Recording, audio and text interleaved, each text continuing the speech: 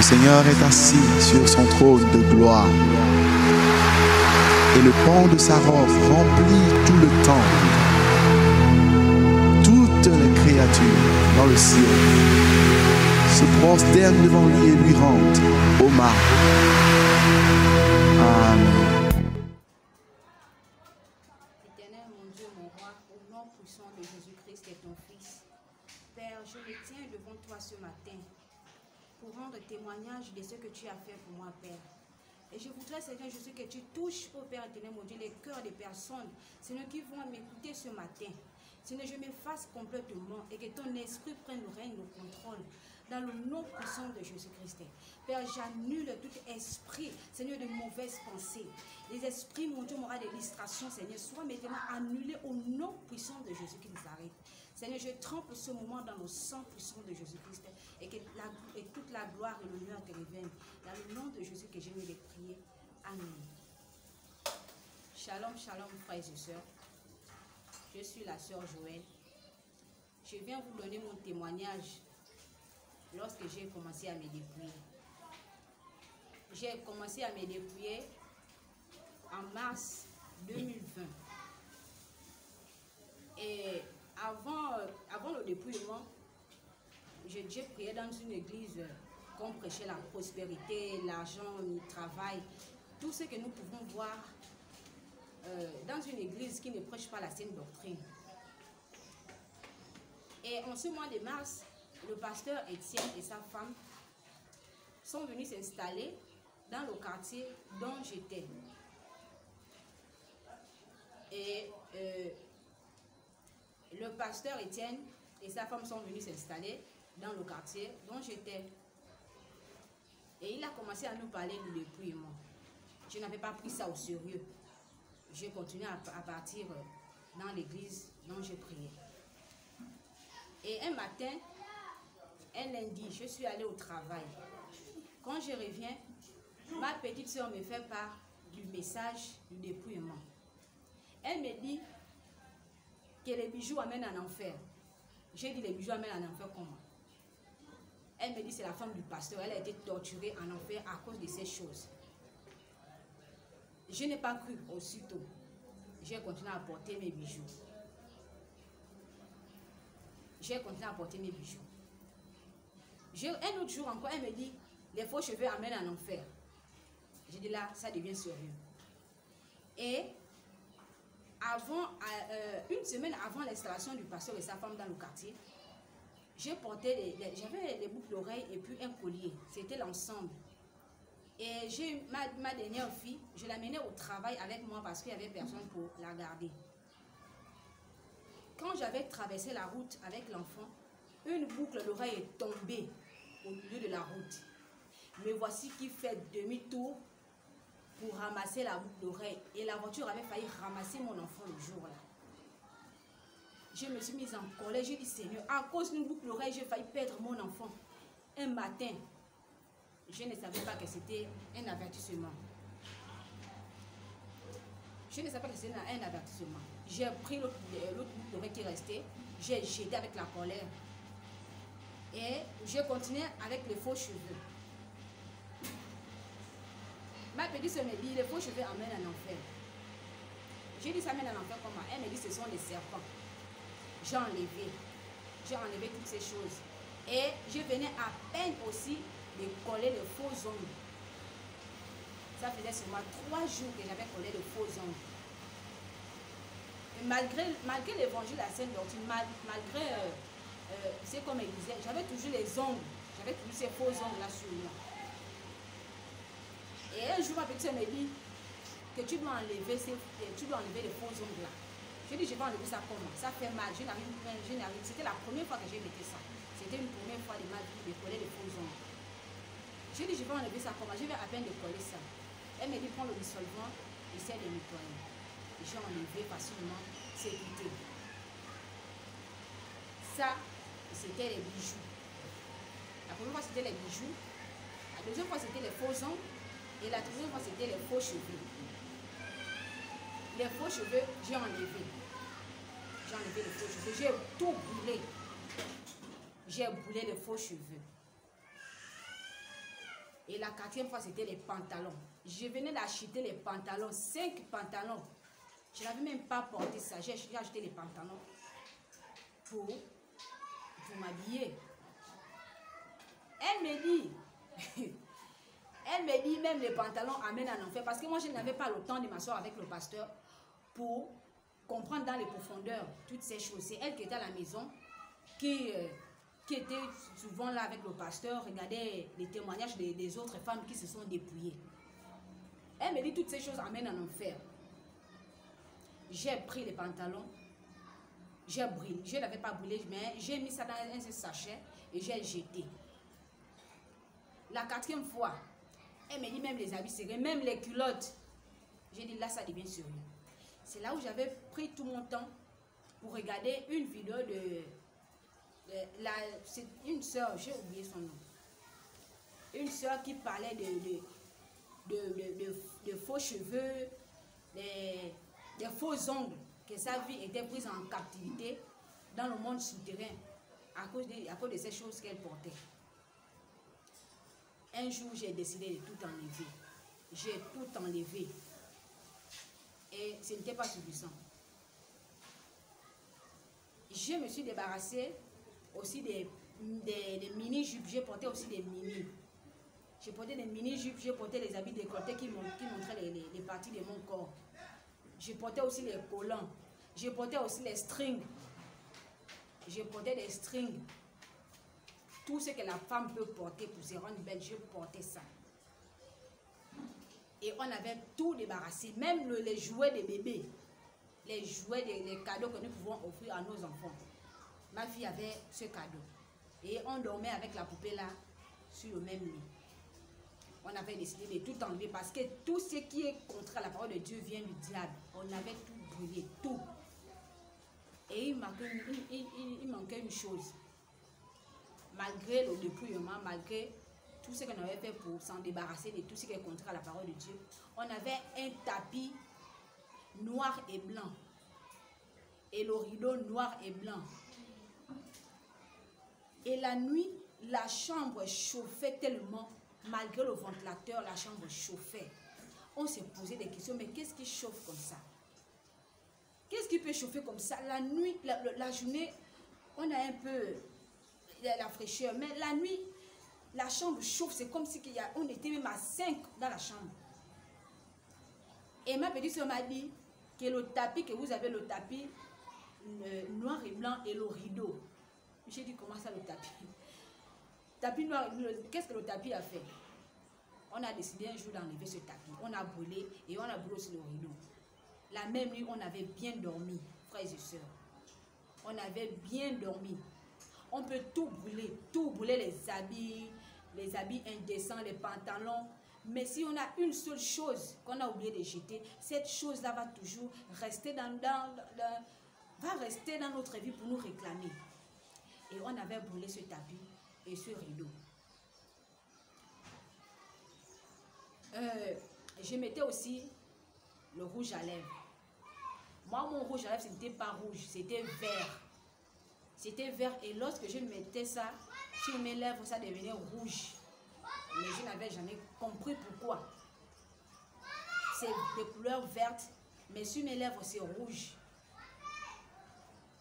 Quand je vais écouter les témoignages des autres femmes, dans les témoignages, elles disent que le rouge à lèvres est fait à base du sang. C'est à partir de là que j'avais compris que ce rouge à lèvres était fait à base du sang. Et j'avais pris ce rouge à lèvres avec mon doigt. J'ai frotté sur le mur de la chambre. Ce rouge-là est resté jusqu'alors. Le rouge-là est resté au mur. Le rouge est resté au mur. Donc, c'est-à-dire que tout ce que nous portons qui est contraire à la parole de Dieu ne vient pas de Dieu. Ça vient du monde des ténèbres. Voilà pourquoi le Seigneur nous demande de nous dépouiller de toutes ces choses. Après avoir me débarrassé des habits, de tout ce que j'ai dit, il manquait une chose. La tête, il faut maintenant couvrir la tête. Mettre le foulard en permanence. J'ai dit, ok, je peux mettre le foulard la journée et la nuit, je peux enlever. Impossible, tu ne peux pas. Tu restes avec le voile. tu dépends de ça. Tu dors avec le voile. Peu importe là où tu es, tu restes avec ton voile. Et j'avais aussi les cheveux frisés. Même les tresses simples, pas des tresses simples. Bon, moi, c'était une bonne occasion parce que je n'aimais pas les tresses. Je n'aimais pas les tresses.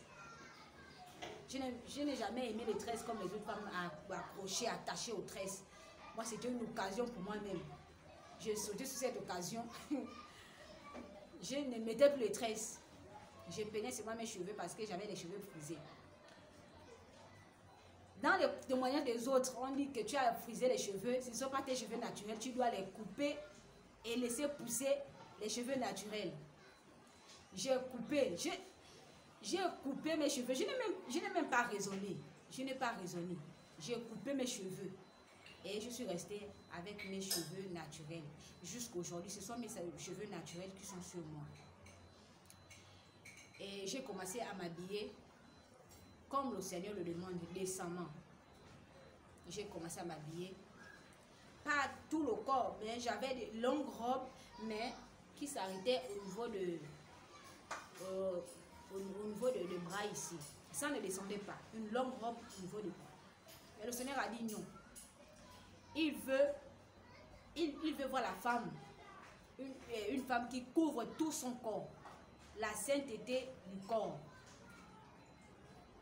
Tout le corps doit être couvert. C'est là où j'ai commencé. J'ai commencé à m'habiller décemment comme le Seigneur le veut. Ce n'était pas facile. J'ai commencé à m'habiller comme le Seigneur veut, malgré la chaleur. Mais j'ai essayé. J'ai dit, Seigneur, c'est à cause de toi, à cause de ton amour que je fais toutes ces choses. Parce que tu as donné ta vie sur la croix pour moi. J'ai commencé à m'habiller comme le Seigneur le veut. J'ai parti au travail, on a commencé à me critiquer, à mal parler, que je m'habillais déjà comme une vieille femme, que je ressemblais déjà à une musulmane. On me posait beaucoup de questions. J'ai dit, c'est comme ça que Dieu veut que la femme soit. Je suis restée dans le dépouillement. Et jusqu'alors, j'ai continué à me dépouiller parce que le dépouillement du corps ne finit pas. Ni de l'âme, ni de l'esprit. Le dépouillement, c'est tous les jours. Et lorsque le Seigneur nous avait parlé du voile, parce que moi, je portais les foulards. J'ai porté le foulard mars 2020 jusqu'à en 2021, j'avais le foulard. Et lorsque le Seigneur nous avait fait cette remarque, qu'il a parlé du voile, il a parlé du voile et non du foulard. C'est là où j'ai commencé à mettre le voile. Et j'avais remarqué quelque chose dans mon lieu de travail. Quand je mettais le foulard, les gens me parlaient mal. Les gens me méprisaient. Même mon nouveau chef, qui venait à peine d'arriver, me méprisait. Il me grondait. Moi, il me prenait pour une enfant, une petite fille de 18 ans. Il me grondait à chaque fois, même des choses que je ne reconnaissais pas, parce que j'avais le foulard. Mais le jour que j'avais mis le voile, le premier jour, il a remarqué. Le deuxième jour, il m'a posé la question, tu es musulmane? J'ai dit non, je ne suis pas musulmane. Le deuxième jour, le troisième jour, il me regardait. Quelqu'un qui me parlait mal, quelqu'un qui m'insultait. Mais lorsque j'avais commencé à mettre le voile, la première chose qu'il a fait, qu'il a commencé à oublier sur moi, c'était mon nom. Parce que c'était à travers mon nom dès qu'il est fâché, c'est mon nom, il crie. Il criait mon nom. Il a commencé à oublier mon nom. Et jusqu'à aujourd'hui, ce monsieur amena du respect pour moi.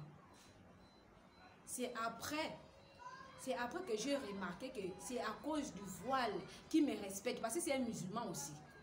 C'est un musulman. C'est à cause du voile que ce monsieur me respecte jusqu'à aujourd'hui. Et pendant qu'ils sont rentrés dans le ramadan, je me voilais comme une musulmane. Pour lui, j'étais vraiment une musulmane, mais je faisais semblant d'être musulmane. Mais moi, je ne suis pas une musulmane, je suis chrétienne. Jusqu'à aujourd'hui, le monsieur me respecte. Il ne me parle plus mal, il ne m'insulte plus. Parce que le voile a une puissance, frères et sœurs. vous qui doutez encore sur le voile. Premièrement, vous avez douté sur le foulard. Deuxièmement, vous doutez sur le voile. Regardez la puissance du voile. Moi, qu'on insultait, moi qu'on méprisait, même devant les gens, on me rabaissait. Mais lorsque j'ai mis mon voile, tout le monde me doit le respect. Là, mon nom de travail. Tout le monde, même les musulmans me posent la question. Tu es musulmane? J'ai dit non, je suis chrétienne. Mais pourquoi tu t'habilles comme ça? J'ai dit c'est comme ça que Dieu veut. C'est comme ça que Jésus veut me voir voilée. Et ce n'est pas pour les musulmans seulement, c'est pour toutes les femmes. Jusqu'à aujourd'hui. Partout où je passe. Même dans les taxis. Lorsqu'un taximan musulman veut me refuser, dès qu'il a vu le voile sur moi, obligatoirement, il va me faire monter. Même si nous sommes à 3. Je serai la 3e personne dans son taxi. Et j'ai vu ça 2 fois. Les taxis qui voulaient me refuser parce qu'il y avait déjà les clients à l'intérieur. Mais à cause du voile, ils se sont précipités à me faire monter dans leur voiture. Et aujourd'hui, je viens vous donner ce témoignage pour que nous puissions nous débarrasser de toutes ces choses. Lorsque nous avons ces choses, le monde nous méprise. Le monde nous minimise. Lorsque nous avons ces choses, tu es traité de tous les noms.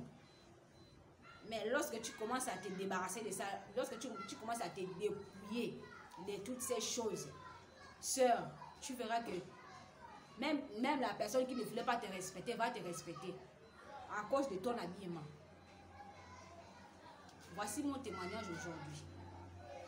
Je viens vous donner ce témoignage afin que vous fassiez bon usage. Ne méprisez pas les témoignages. Si tu ne comprends pas, fléchis les genoux, demande au Seigneur, Père, est-ce que c'est vrai ce que cette soeur a envie de raconter? Le moment n'est pas de rejeter les témoignages ou de chercher à traiter ceux-là qui se sont dépouillés de Jézabel. Jézabel ne se dépouille pas. Hein? Jézabel n'aimait pas le foulard. Jézabel n'aimait pas le voile. Je suis désolée. Jézabel ne peut pas créer une église là où on prêche la sainteté du corps, de l'âme et de l'esprit.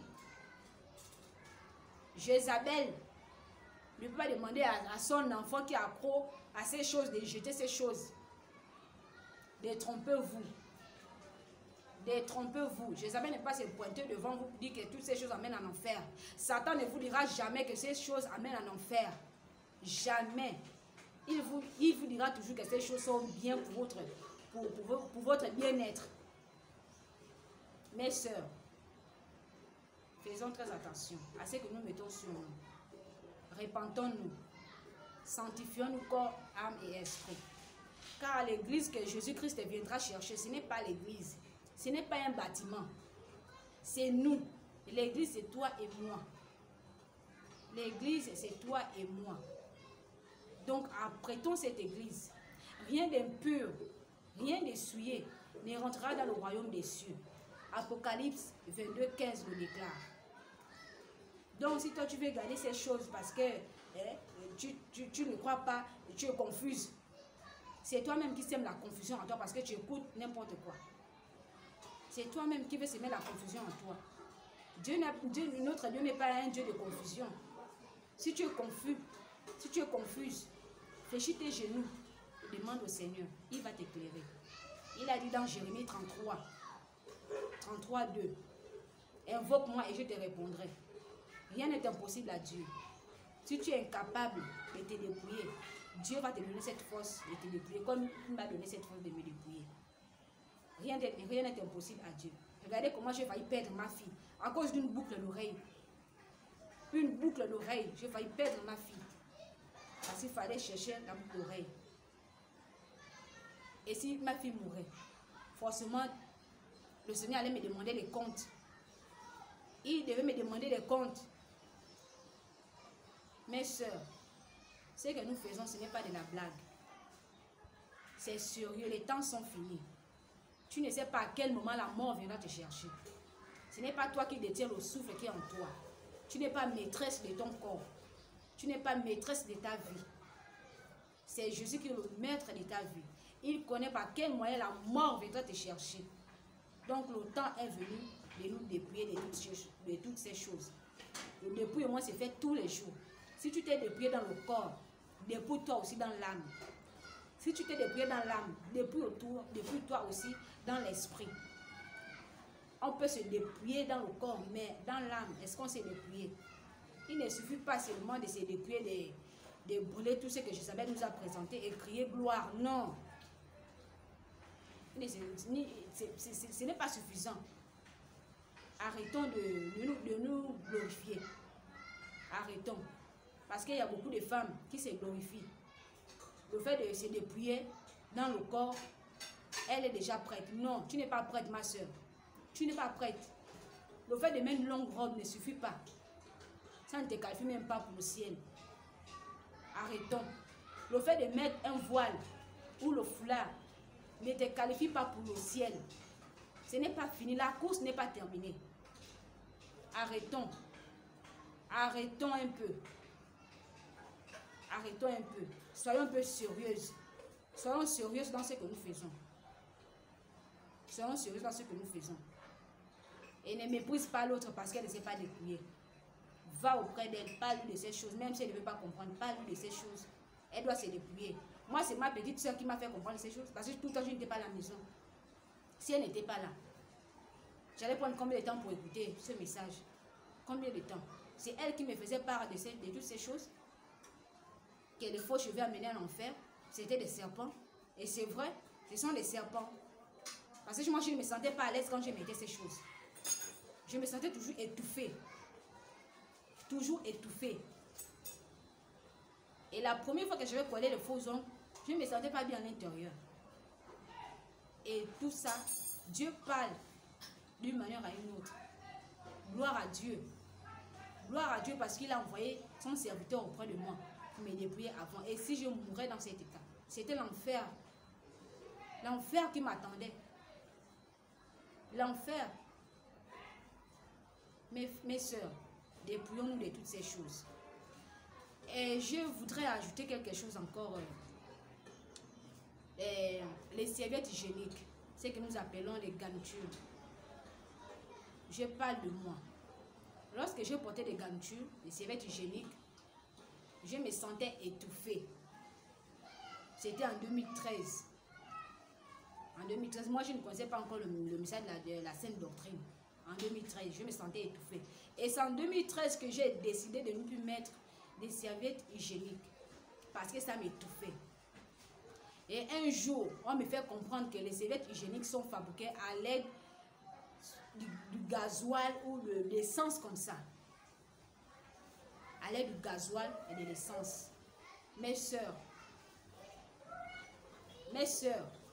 Satan est en train de nous réclamer.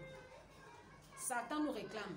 Toi qui n'es pas convaincu de ces choses, sache que les garnitures que tu portes peuvent détruire ta vie, peuvent te rendre stérile. À partir d'aujourd'hui, demande au Seigneur ce que tu dois porter. Moi, lorsque j'avais cessé de porter les garnitures, j'ai porté le papier hygiénique. Le papier hygiénique, pareil, ça amène la stérilité. Revenons à l'époque de nos grands-parents. Nos grands-parents portaient quoi? Nos grands-mères portaient quoi? Vous-même, vous avez la réponse. Vous avez la réponse. Je ne suis pas obligée de vous dire ça ici. Vous avez la réponse. C'est que nos grands-mères portaient. Avant que le monde nous présente les garnitures et autres. Faisons très attention. Et lorsque tu jettes ces garnitures avec ton sang ne meurt pas. Et ton âme est dans le sang. Les démons viennent faire recrutement de ces garnitures. Et ils amènent ça dans le monde souterrain pour travailler avec. Et tu vas remarquer beaucoup de choses sur toi. Des maladies, des douleurs. Tu ne sais pas là où ça provient. Mais c'est le monde souterrain que toutes ces choses proviennent. Faisons très attention. Le dépouillement c'est fait tous les jours. Pour les serviettes hygiéniques, lorsque j'ai abandonné les garnitures, les serviettes hygiéniques et le papier hygiénique, j'ai acheté des serviettes. Je me suis acheté des serviettes et je les ai coupées en morceaux. Je les ai coupés pour porter lorsque je suis en mauvaise période. Parce que toutes ces choses qu'on nous présente dans les magasins ne viennent pas forcément, ce ne sont pas des choses naturelles. Ce sont des choses qui ont été déjà travaillées dans le monde souterrain. Donc moi j'utilise les serviettes qu'on se suit avec là. C'est ce que moi j'ai acheté. J'ai coupé. Et à chaque fois que je suis dans une mauvaise période, c'est ce que je porte. Après porter, je lave. C'est ton propre sang. Tu ne vas pas fouiller. C'est ton propre sang.